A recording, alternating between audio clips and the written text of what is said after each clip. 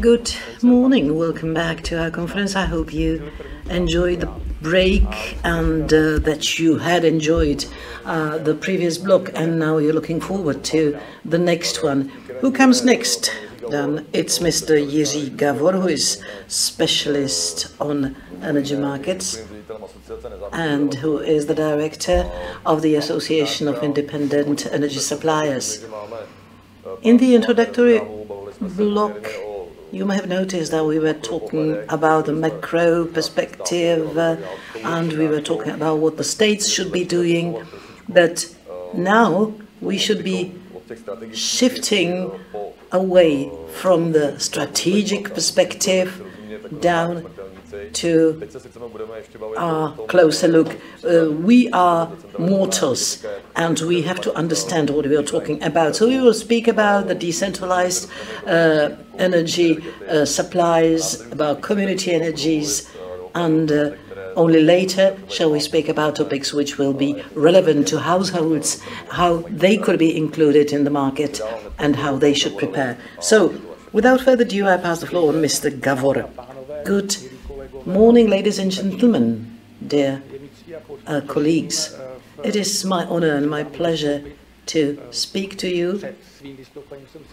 Before this presentation, I heard that I talked to about some 800 people. That's quite an audience. I was impressed when I talked to an audience of several hundreds. That's really rare, so it is really a pleasure for me.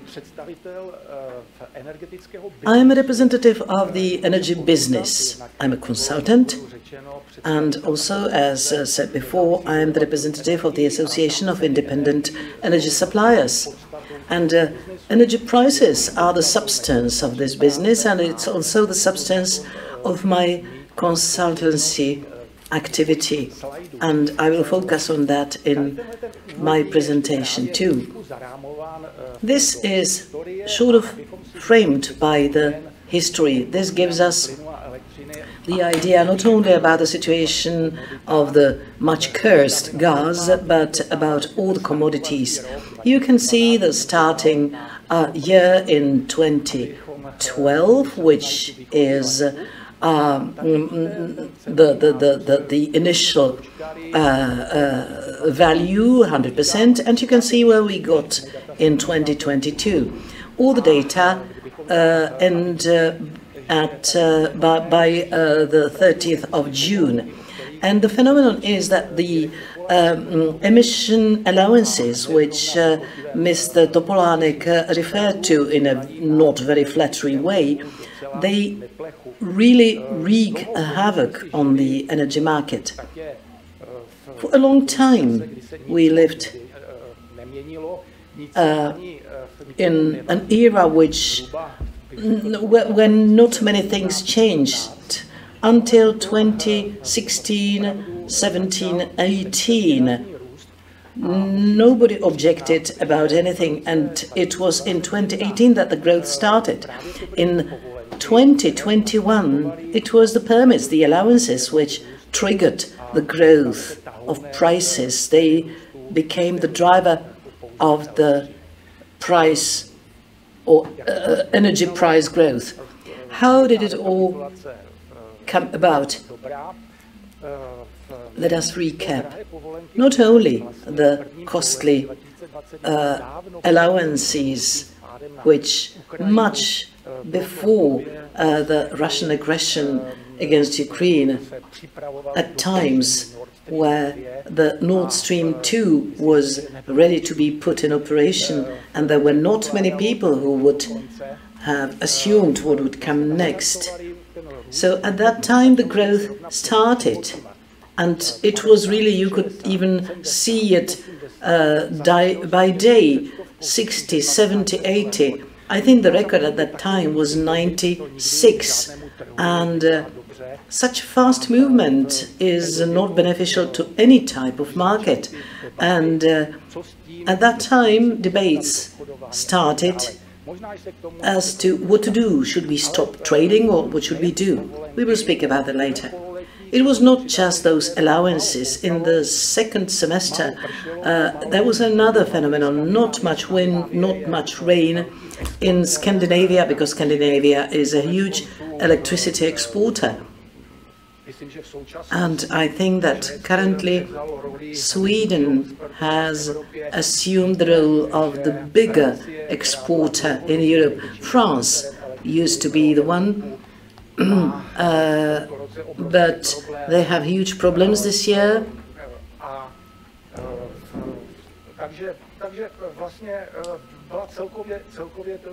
So, taken as a whole, there was the crisis already was there, the crisis of the market, and obviously the expensive gas was the last blow. In 2021, not many people realized that there were some political aspects in all that. I never lived such a situation where in the gas industry things would be in such a poor situation while preparing for winter. At that time, the gas reserves, the gas containers were practically empty. It is very right to put the blame on Putin, because at that time he may have already prepared the aggression. Maybe it was already decided. But being a trader and being the trader's representative, I must admit that it was not just Putin.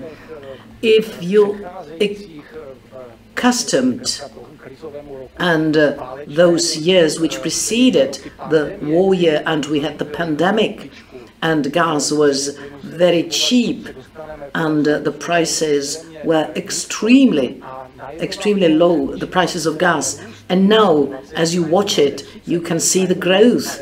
And instead of 20, you have 30, 50% more. And many traders were hesitant. Should we buy this expensive gas and use it to fill the reserves? Perhaps that will be to our detriment. So they were hesitant. And everybody relied that after Nord Stream 2 is put in operation, gas prices will fall again. But that failed. And that was quite an explosion. Long before the Russian aggression, we realized that the price tactics failed. That was the case of the Bohemia Energy provider who went to bankruptcy. Here you can see some of the graphs which I took from David Kuchera, who is the head of the Prague Energy Stock Exchange, where the time axis is much longer. Here you can see how they trade. And you can see that the first peak around 2008 in comparison with current maximum prices is just negligible, marginal. For many years, the price of electricity was far low under the price of 100 euro for megawatt. Both those charts, for electricity on the left and natural gas on the right, date from this year. The major price tops apply to just 1/3 of maximum prices. So we witnessed August this year, when the price of electricity exceeded 1,000 euros per megawatt hour, and the price of natural gas was just below 400 euros per megawatt hour. So prices that were out of the possibilities of consumers in terms of paying for such prices. And on this occasion, I have to stop shortly at a factor that was already mentioned by Mr. Topolánek, by my colleague Mr. Topolánek, saying that the market does work. I have always been supporter of a market. Finally, I am supplier to the market and I depend on my breadwinning on the market. However, I think I'm convinced that the market didn't have embedded mechanisms able to eliminate these shock prices. And I'm sorry that now, from the level of the European Commission, they speak about necessity to introduce a dynamic mechanism on Leipzig stock exchange. I do think this initiative had to come earlier, because it was clear that if within one commercial day the distortions are enormous, it must be regulated. This happens naturally on stock exchanges, and therefore regulators should take some lesson from it and do it differently next time. The latest price developments, this one you can see now, demonstrates the huge jump in August, also the huge drop. Mr. Topolánek spoke about it. I will not repeat the reasons for that. They were described. But there is also over demand for gas in terms of supply to Europe. And therefore we look for supplies from everywhere. The consumption is still low. The latest price data was around the price of the next month contract being up to 100 euros per megawatt hour. This is a terrible price if we remember what applied in our previous periods, but still it was a nice price as compared to August price. However, now the price went up again, increased by 5% just in the course of yesterday. And as Mirek Topolánek said, there are tankers offshore Europe just waiting for increase of the price. This is an anomaly that cannot last for longer.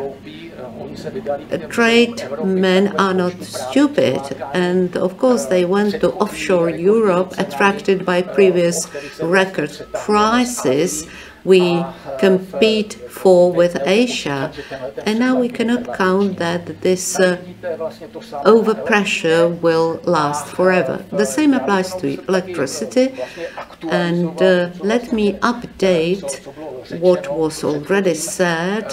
The price of electricity, although nicely in terms of expensive gas, corresponds to gas, which is the closing facility, and you use a nice equation. The price of electricity is double time the price of gas minus 0.4 of price of allowance. Yes, this is the right thing. Efficiency of steam power plants is 50%, but just now we are living in the time where the role of closing power plant has been taken by coal facilities, and coal is just 2.5 times more expensive than in the past, only, let us say in brackets, but still it's very expensive, and the price of allowance is very high, and therefore currently, in view of low spot market gas prices, the closing power plant is the coal one. And therefore the price of allowance is not a negligible problem, and we should concentrate on it. These are wholesale electricity prices in EU. In respect of this slide, it's probably not necessary to spend much time on it. What is worth mentioning is that wiring or connection with the German market is very good. The price difference is several euros. while France, which is currently at the highest position in terms of wholesale electricity price, you can see that the situation is different, and it documents that while in the past France was given to us as an example how to tame electricity prices, there's a capping on price electricity for households, but the French industry suffers by those high electricity prices more than producers in Central Europe. And the map also documents the fact that we are not saving Germany by our exports of cheap electricity to Germany. The opposite is rather true. We, in the light of mutual balance, we import more than we export to there. The main recipient of our exports are the Balkans and Slovakia, Romania and Hungary. I will not speak long about this slide because in the opening presentation you have heard a lot about gas situation, but it's a nice map that in a clear way, schematic way, shows you how we have lived before. You see an almost influx of gas, 155 billion cubic meters. This is the statistical figure from 2021, while now this is the current situation as we know it. The part that is delimited in the map, in the card,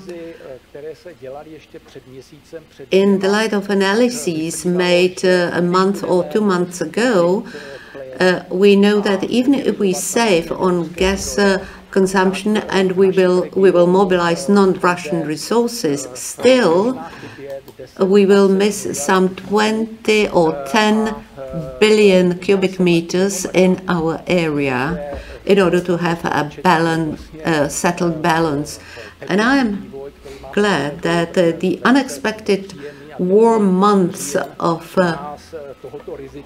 this autumn, October especially, reduced the risk and improved our hope that we will survive this heating season without many sacrifices, without being forced to declare so-called urgency regimes in gas industry.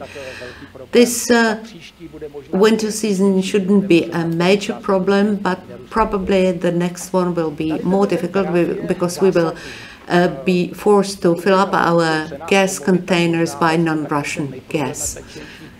This is a chart that speaks about the most hot topic. The lowest curve shows a price level on Henry Hub. This is the basic referential point for the US.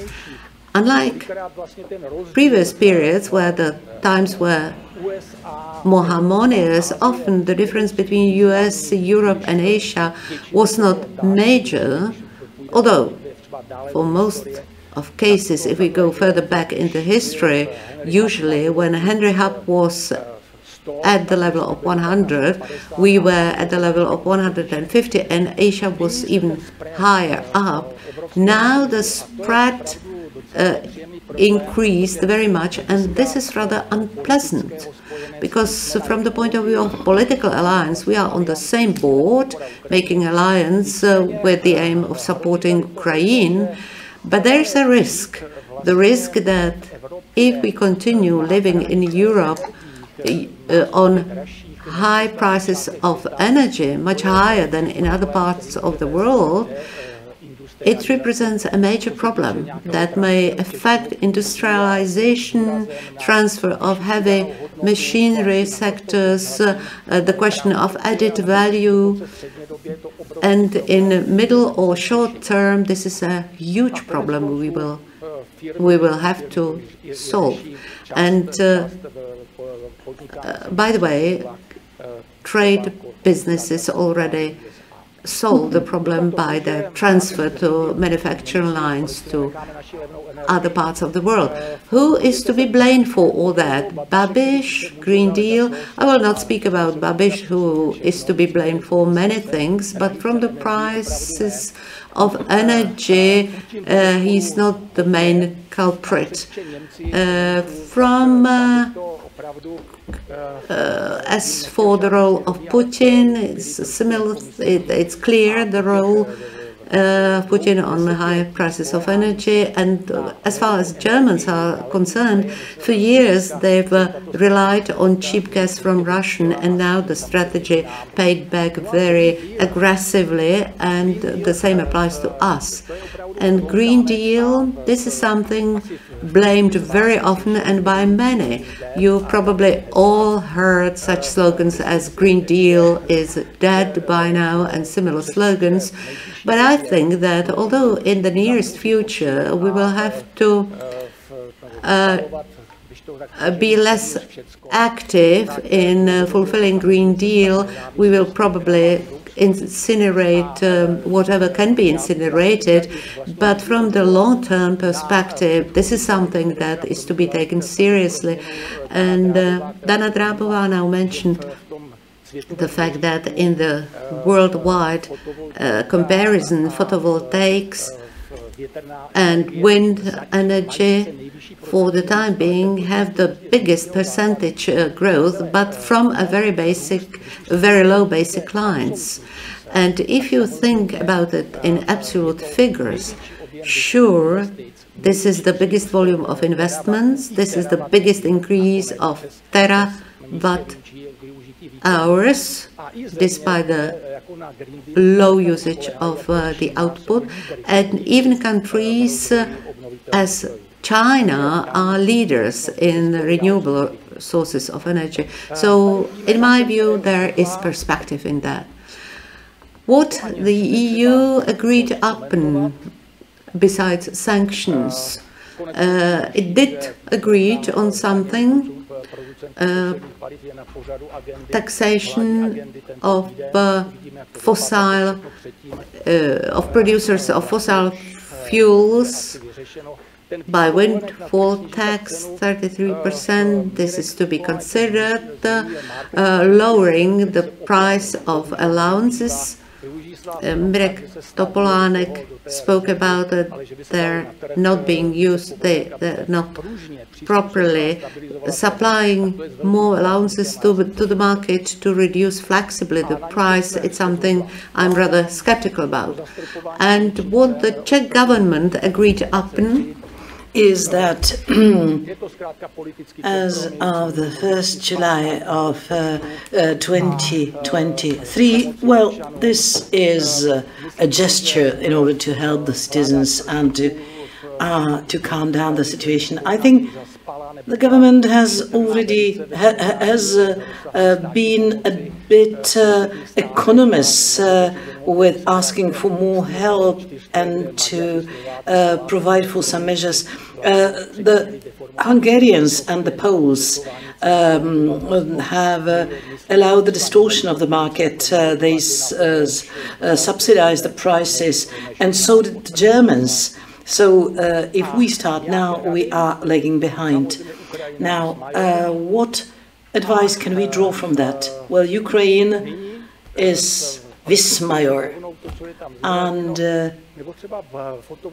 now the PV and heat pumps and wind, of course, and batteries. This is a topic that will be further dealt with by other contributors. I will just speak about the legislation, and there is chaos prevailing in it. While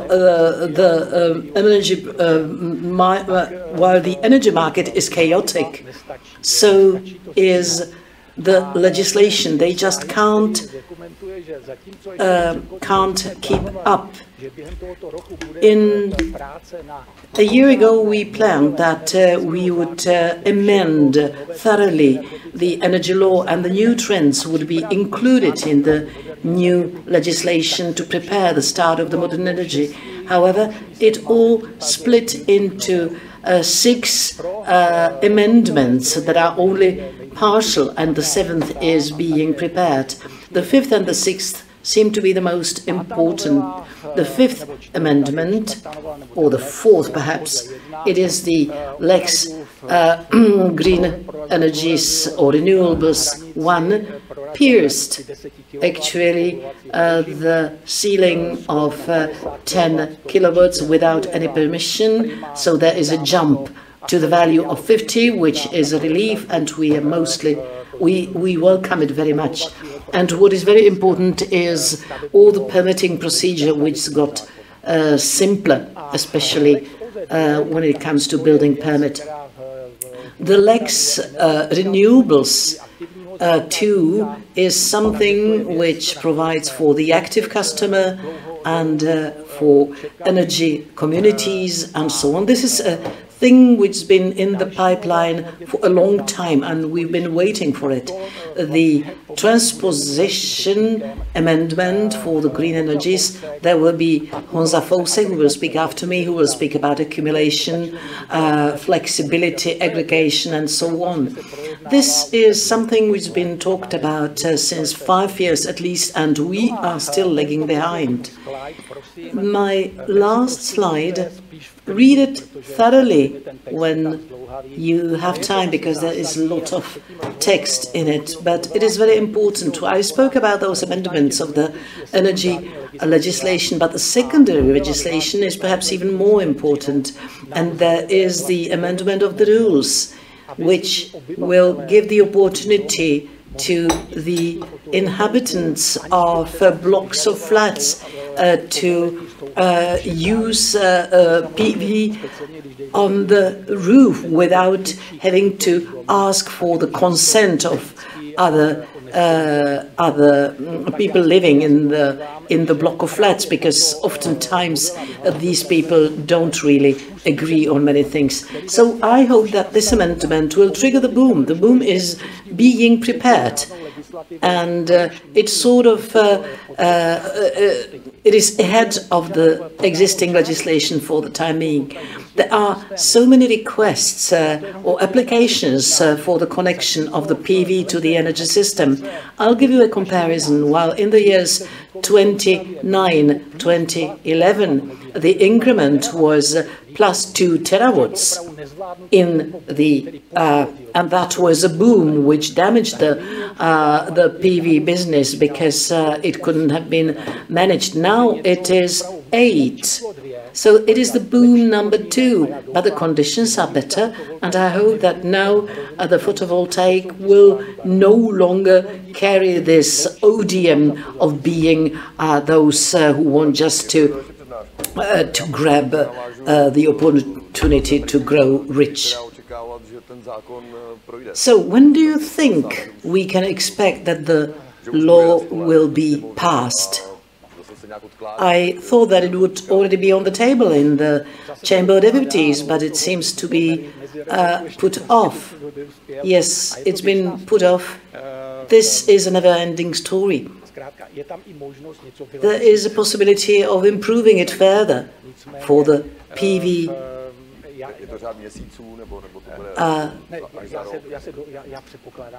Is it in the matter of months, or no? It should be sorted out. It should be accomplished before the end of the year.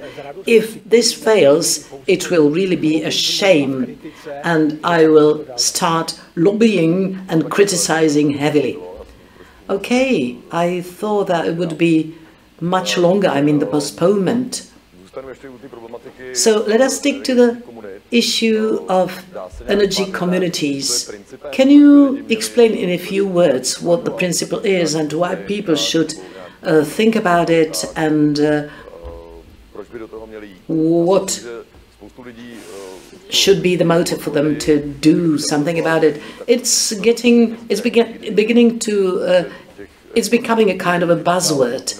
So there is a lot of information where people learn a lot. Media are very active in that. The public TV prepares a beautiful program about that, giving instructions to people as to what they should do. not just close the heaters and put another sweater on. Yes, I participated in the making of one of the editions, and it's a nice format. So I just wanted to make use of the space to educate the people a little bit. It's not so much about companies, it's for the people, to give them information as to where to start, who to see. The community energy, how to aboard it, how to go ahead for it. I think the consumers are very pragmatic in their reactions. Economy is always the driver, and I think that the benefits are I think really that the economic reasons, the economic motives are prevailing. Whatever the ceiling, 6 crowns, including TVA, that's a high price, and it's about 4 times as much as we were used some 3-4 years ago. So the economic motive is clear. You mean in the sharing? Not so much in the sharing. The simple PV panels on the roof of a family house, there's no problem. In sharing, it may be a bit more difficult. Obviously, many people will be interested in the possibility of selling off the surplus to somebody else. We will have to wait for that, but sharing within blocks of flats would be the first problem. Besides the economic issues, the energy safety or energy security is also something important. Should be self-sufficient, and it will work. And then there are the environmental concerns. I think there is an increasing number of those who do care for the environmental aspects.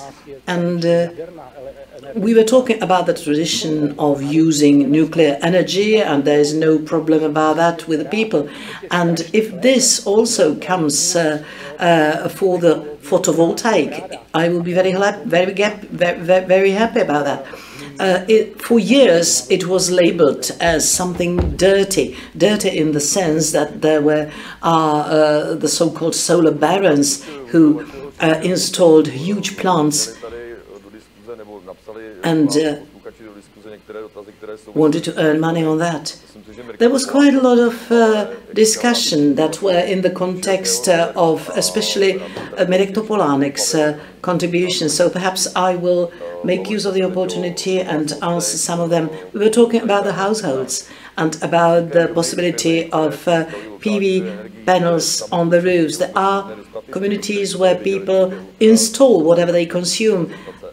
Do there exist statistics, or is it possible to include in the statistics the energy that is produced and that is consumed on the spot, so it is never connected, it is never supplied to the network, to the grid? I think that in the future it will be necessary to cover it by the statistics. I think that for the time being the statistics are based on the energy sold, so the one that overflows, so it's a bit deformed. If the community energy becomes an important part, a substantial part of the picture, we will have to change the method. Does the Czech Republic need more gas storage tanks? Well, it would be good to have some, but no need to build new geological locations. The problem is that the tankers are waiting there in a line. If the storage tank is filled at 95%, then you can't squeeze in more. If we have 1 billion capacity to add to those 3.5 billion, then of course the energy security would be increased, but no need to build new tanks. We could use the geological localities.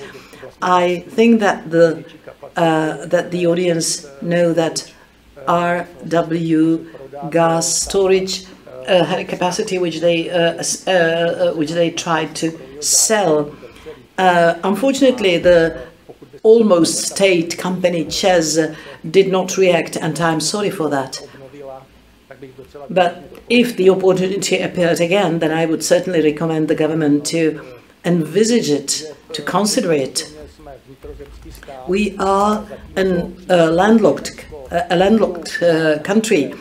Germany or Poland will be offering or proposing, and we will cooperate in construction of the LNG storage tanks. But we will only be partners. But what we can offer is the underground structures, or the stationary structures. Thank you very much. I think that's the most of the discussion that we could answer. And now I will make a bridge to another speaker.